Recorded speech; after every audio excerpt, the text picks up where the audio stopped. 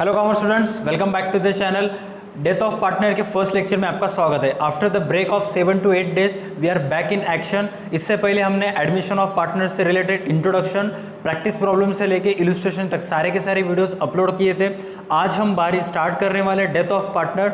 सबसे पहले death of partner के कुछ इंट्रोडक्शन और कुछ बेसिक रूल्स रेशोज़ के बारे में अंडरस्टैंडिंग कर लेंगे। उसके बाद इलस्ट्रेशन स्टार्ट कर देंगे। डेथ ऑफ पार्टनर जैसे कि आप समझ ही चुके होंगे, डेथ जब भी वो आपको कान के ऊपर डे दे वर्ड सुनाई देता है तो आपको इनडायरेक्टली पता चल जाएगा कि अकाउंटिंग प्रोसीजर क्या होने वाला है। जैसे कि अगर आपको बोला जाए कि एडमिशन ऑफ पार्टनर, तो इसका मतलब क्या होता है कि बिजनेस में कोई न्यू पार्टनर एडमिट हो रहा है। डेथ ऑफ पार्टनर्स का मतलब जो एग्जिस्टिंग पार्टनरशिप फर्म थी उनमें से कोई पार्टनर्स मर गया। अब कोई भी बिजनेस में का पार्टनर अगर मर जाता है तो उसके बाद बिजनेस में जो अकाउंटिंग प्रोसीजर होती है उसको कैसे कंप्लीट करते हैं, उससे रिलेटेड क्या क्या अकाउंट्स प्रिपेयर करने पड़ेंगे, कौन से रेशियोज प्रिपेयर करने पड़ेगा, कौन सा अकाउंट क्लोज करना पड़ेगा, क्या क्या सेटलमेंट होगा क्या नहीं, ये सारी की सारी इंफॉर्मेशन हम आने वाले लेक्चर्स में देखने वाले। सबसे पहले हम स्टार्ट करेंगे विद द बेसिक 4 पॉइंट से जो हर एक कॉमर्स स्टूडेंट्स को पता होना चाहिए related to death of partner. जैसे कि आप मेरे पीछे वो 4 पॉइंट देख सकते हो, उसमें से सबसे फर्स्ट पॉइंट है डिसीट्स पार्टनर। हाँ, डिसीट्स पार्टनर का मतलब क्या होता है कि 3 पार्टनर से ए, बी और सी, और कुछ रीजंस की वजह से अगर सी मर जाता है तो सी को हम बोलेंगे डिसीट्स पार्टनर। जो रिमेनिंग पार्टनर्स होंगे उनको हम बोलेंगे कंटिन्यूइंग पार्टनर्स। अगर मराठी में बोला जाए जो भी पार्टनर मरेल, जेही पार्टनर व्यवसायातला मृत होईल त्याला म्हणतात मृत भागीदार, आणि जे रिमेनिंग पार्टनर जिवंत असतील त्याला म्हणतात हयात भागीदार।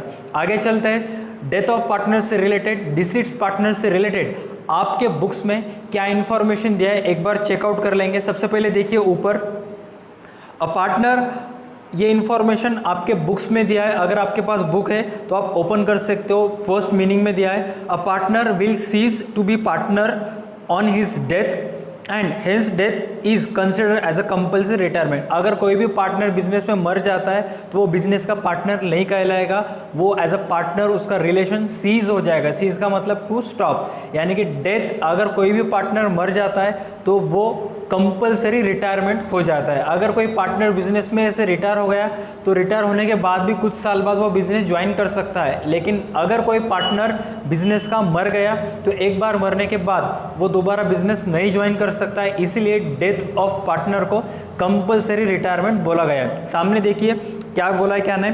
पार्टनरशिप बिजनेस में continued by surviving partners if partnership firm makes provision in partnership deed. अगर पार्टनरशिप डीड में जब 3 पार्टनर्स ने बिजनेस स्टार्ट किया था और उस पार्टनरशिप डीड में अगर रिलेटेड टू अगर किसी पार्टनर की मौत हो गई या कोई पार्टनर मर जाता है, वो पार्टनर मरने के बाद बिजनेस चालू रहेगा या बंद रहेगा, अगर उन्होंने उनके पार्टनरशिप डीड में मेंशन किया होगा तो एज पर डीड वो बिजनेस चालू रख सकते हैं। अगर पार्टनरशिप डीड में रिलेटेड टू दिस कोई मेंशन नहीं है तो उनको बिजनेस चालू रखने के लिए बिजनेस का फर्म का नाम चेंज करना पड़ेगा। ध्यान से सुनना, मैक्सिमम स्टूडेंट्स को नहीं पता होता है। अगर किसी 3 पार्टनर्स ने बिजनेस स्टार्ट किया और बिजनेस स्टार्ट करते समय उन्होंने अपने कंपनी का नाम लिख दिया XYZ लिमिटेड, और उन्होंने ऐसे लिख दिया, मेंशन किया उनके पार्टनरशिप डीड में, अगर किसी पार्टनर की मौत हो जाती है तो उसकी मौत होने के बाद जो सर्वाइविंग पार्टनर्स होते हैं वो बिजनेस कंटिन्यू करेंगे, तो उसी बिजनेस से वो बिजनेस कंटिन्यू कर सकते हैं उसी नाम से। लेकिन अगर उन्होंने उनके पार्टनरशिप डीड में मेंशन नहीं किया है तो बिजनेस कंटिन्यू रखने के लिए उनको उनके बिजनेस का फर्म का नाम चेंज करना पड़ेगा। आगे चलते हैं, क्या बोला है। Partners make agreement to settle accounts of deceased partner with his legal representative will be entitled at their choice to interest at 6% per annum and amount due from the date of payment। ध्यान से सुनना क्या बोला है कि जो भी partner business में से मर जाता है या डेथ होता है, डिसीट्स पार्टनर होता है, पार्टनरशिप डीड में पार्टनरशिप का एग्रीमेंट होते समय वो अपना लीगल रिप्रेजेंटेटिव या एग्जीक्यूटर का नाम लिख सकता है, यानी कि उसके मरने के बाद वो पैसे किसके अकाउंट में चले जाएगा क्या नहीं। तो जो सर्वाइविंग पार्टनर्स होते हैं वो क्या करते हैं, अगर किसी पार्टनर की मौत हो गई तो उससे रिलेटेड, वो पार्टनर से रिलेटेड जो भी बिजनेस में एसेट्स थी या उस पार्टनर से रिलेटेड जो भी बिजनेस में वैल्यूएबल डॉक्यूमेंट्स थी, वो सारे के सारे डॉक्यूमेंट्स और सारे का सारा अमाउंट या प्रॉपर्टी उस लीगल रिप्रेजेंटेटिव के नाम कर देते हैं, और उस संपत्ति पे या उस एसेट्स पे 6% इंटरेस्ट एज पर पार्टनरशिप एक्ट दिया जाता है। इससे रिलेटेड बाकी इन्फॉर्मेशन जब हम एग्जीक्यूटर से रिलेटेड अकाउंट्स मेंटेन करेंगे या पॉइंट्स मेंटेन करेंगे तब मैं आपको बताऊंगा, ठीक है। नेक्स्ट सेकंड पॉइंट आप देख सकते हो स्क्रीन के ऊपर, सेकंड पॉइंट दिया हुआ है कंपलसरी रिटायरमेंट। कंपलसरी रिटायरमेंट के बारे में मैंने अभी आपको बोला था कि कोई भी पार्टनर अगर बिजनेस में से मर जाता है तो वो कंपलसरी बिजनेस से रिटायर हो जाता है। एक बार अगर कोई पार्टनर मर गया तो वापस बिजनेस में नहीं आ सकता है। इससे रिलेटेड आपको फर्स्ट 2 पॉइंट से रिलेटेड आपको ऑब्जेक्टिव्स पूछे जाएंगे। फर्स्ट पॉइंट था डिसीड्स पार्टनर, उससे रिलेटेड एक 1 वर्ड सब्स्टिट्यूट पूछा जाएगा, वो ये है कि द पर्सन हु डाइज, इतना ही क्वेश्चन में दिया जाएगा, आपको लिखना पड़ेगा डिसीड्स पार्टनर। नेक्स्ट कंपल्सरी रिटायरमेंट से रिलेटेड एक ऑब्जेक्टिव आएगा ट्रू फॉल्स में, death of partner is like compulsory retirement, तो अब आपको आंसर लिखना पड़ेगा ट्रू। इसका मतलब अगर किसी पार्टनर की मौत हो जाती है तो वो बिजनेस में से कंपल्सरी रिटायर हो जाता है, जिसका आंसर आपको ट्रू लिखना पड़ेगा। नेक्स्ट सबसे इंपॉर्टेंट पॉइंट है गेन रेशो और बेनिफिट रेशो। अब ध्यान से सुनना, एडमिशन ऑफ पार्टनर में ओल्ड रेशो होता है 2 पार्टनर्स के बीच और न्यू रेशो होता है 3 पार्टनर्स के बीच।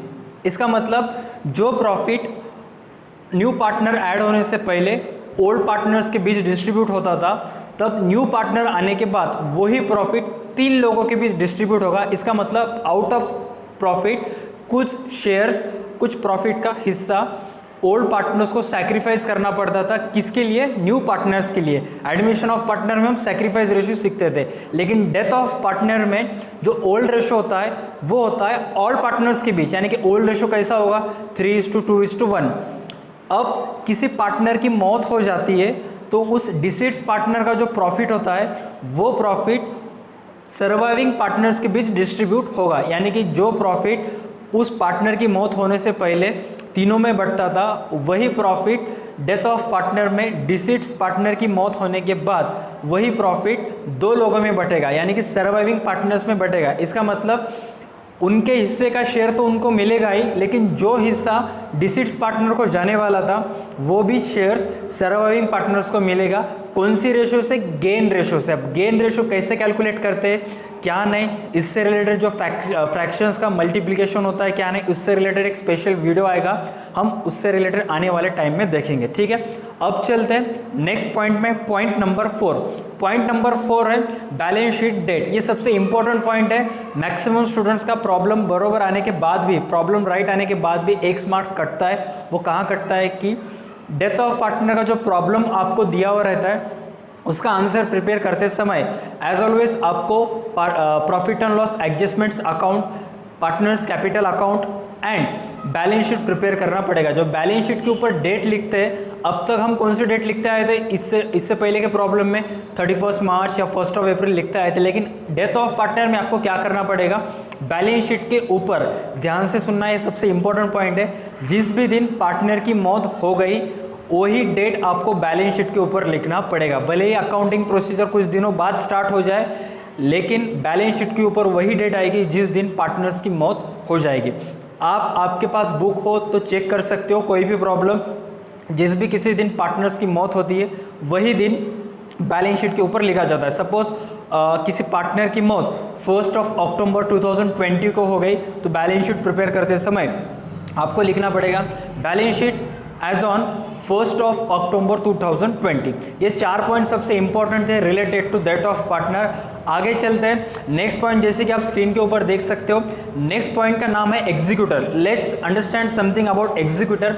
एग्जीक्यूटर का मतलब क्या होता है, a person who represents the deceased partner. आप में से कई सारे स्टूडेंट्स हैं जिनका बैंक में अकाउंट है।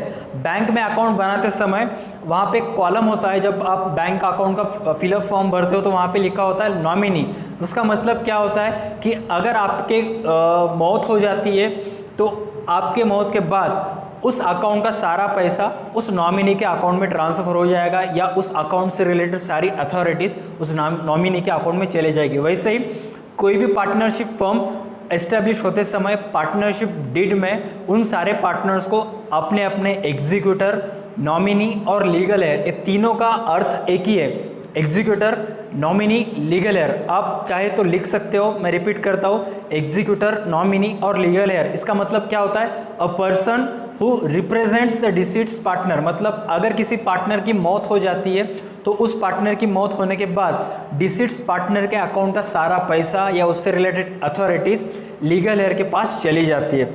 आप स्क्रीन के ऊपर एक स्लाइड देख सकते हो जिसमें मैंने डिटेल में बताया है। सबसे पहिले मी मराठी में पढूंगा ताकि मॅक्सिमम स्टुडंट्स को समझ में आ जाए। व्यवसायातील भागीदारापैकी जर एखाद्या भागीदाराचा मृत्यू झाला असेल तर त्याच्या नावाचा व्यवसायातील भांडवल आणि नफा, अंडरलाइन भांडवल आणि नफा त्याच्या कायदेशीर वारसदाराला देण्यात येतो। इसका मतलब अगर किसी पार्टनर की मौत हो जाती है तो उस पार्टनर की मौत होने के बाद उस डिसीड्स पार्टनर के हिस्से का कैपिटल और उस डिसीड्स पार्टनर के हिस्से का प्रॉफिट उसके लीगल रिप्रेजेंटेटिव, नॉमिनी और एग्जीक्यूटर को दिया जाता है। और उससे रिलेटेड इन्फॉर्मेशन भी दिया, आप लिख सकते हो amount payable to deceased partner transfer to executor loan account. मतलब बिजनेस जितनी भी अमाउंट उस डिसीड्स पार्टनर को देना होता है वो अमाउंट एग्जीक्यूटर लोन को ट्रांसफ़र करी जाती है। सपोज ए बी सी तीनों बिजनेस कर रहे हैं और सी की मौत हो जाती है और बिजनेस सी को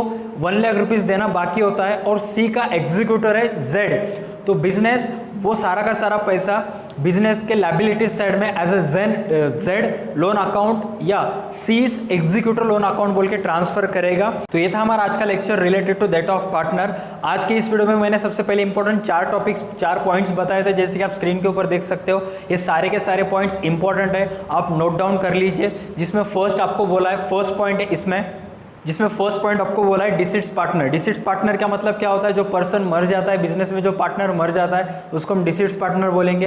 कंपलसरी रिटायरमेंट का मतलब अगर कोई पार्टनर मर जाता है तो वो दोबारा बिजनेस का हिस्सा नहीं बन सकता है, बिजनेस का पार्टनर नहीं बन सकता है, इसलिए डेथ ऑफ पार्टनर को कंपलसरी रिटायरमेंट बोलते हैं। नेक्स्ट पॉइंट था गेन रेशो और बेनिफिट रेशो। बिजनेस में जो पार्टनर मर जाता है वो पार्टनर मरने के बाद जो बिजनेस का प्रॉफिट होता है वो पहले मरने से पहले 3 लोगों में डिस्ट्रीब्यूट होता था, वो पार्टनर मरने के बाद वो प्रॉफिट सिर्फ 2 लोगों में बटेगा। इसलिए हमको वो प्रॉफिट डिस्ट्रीब्यूट करते समय बेनिफिट रेशो से कैलकुलेट करना पड़ेगा, जो कि हम आने वाले लेक्चर्स में देखने वाले।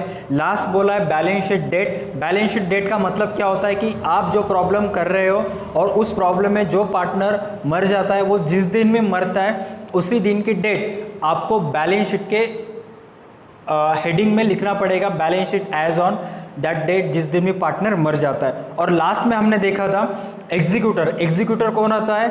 अ person who represent deceased partner. जो पार्टनर मरने के बाद उस पार्टनर की जो लीगल अथॉरिटी या उस पार्टनरशिप डीड में उन्होंने लिखा था कि मेरे मरने के बाद मेरे सारा का सारा पैसा इसके अकाउंट में ट्रांसफर कर दिया जाएगा, उस बिजनेस उस पर्सन को हम बोलते हैं एग्जीक्यूटर।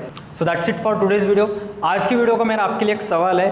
3 पार्टनर्स थे, 3 पार्टनर्स का नाम था ए, बी एंड सी, और उन तीनों ने बिजनेस स्टार्ट किया। बिजनेस स्टार्ट करते समय अपने पार्टनरशिप एग्रीमेंट में या पार्टनरशिप डीड में उन्होंने अपने अपने नॉमिनीज के नाम लिखे थे, जिसमें ए ने अपने नॉमिनी का नाम लिखा था जेड, बी ने अपने नॉमिनी का नाम लिया था एक्स और सी ने अपने नॉमिनी का नाम लिखा था वाई। तो बिजनेस करते समय कुछ दिनों बाद ए एंड सी की मौत हो जाती है, तो ए का पैसा किसके अकाउंट में ट्रांसफ़र होता है और सी का पैसा किसके अकाउंट में ट्रांसफ़र होता है, उनके लीगल रिप्रेजेंटेटिव्स या एग्जीक्यूटर का नाम आपको वीडियो के कमेंट सेक्शन में लिखना पड़ेगा। That's it for today's videos. तब तक के लिए देखते रहे हमारे YouTube channel DA2 Academy। Stay connected.